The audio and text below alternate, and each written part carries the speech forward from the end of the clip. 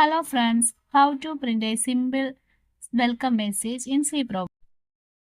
C പ്രോഗ്രാമിൻ്റെ first നമ്മൾ എഴുതേണ്ടത് ഹെഡർ ഫയൽസ് ആണ്. Hash include stdio.h, hash include conio.h. Hash means pre processor directive.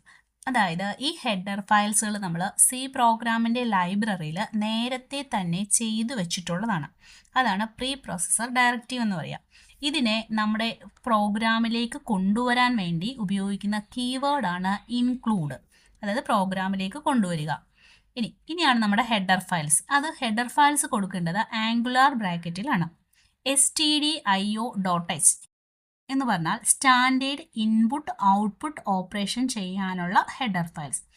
.h എന്നുള്ളത് header files ആണ് എന്ന് കാണിക്കുന്നതിനുള്ള എക്സ്റ്റൻഷൻ ആണ്.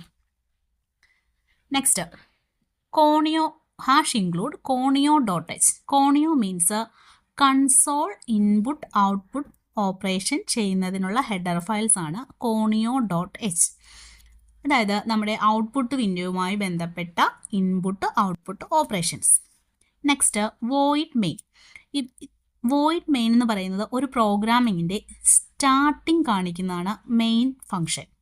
ഒരു പ്രോഗ്രാം നമുക്ക് സ്റ്റാർട്ട് ചെയ്ത് എന്ന് നമ്മുടെ കമ്പൈലർക്ക് മനസ്സിലാകുന്നത് മെയിൻ ഫങ്ഷൻ കാണുമ്പോഴാണ്.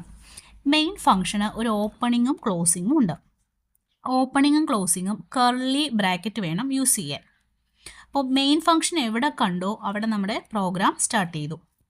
void മീൻസ് പ്രോഗ്രാമിലേക്ക് ഒന്നും റിട്ടേൺ ചെയ്യുന്നില്ല, റിട്ടേൺ ടൈപ്പ് ഇല്ല എന്ന് കാണിക്കുന്നതാണ് void.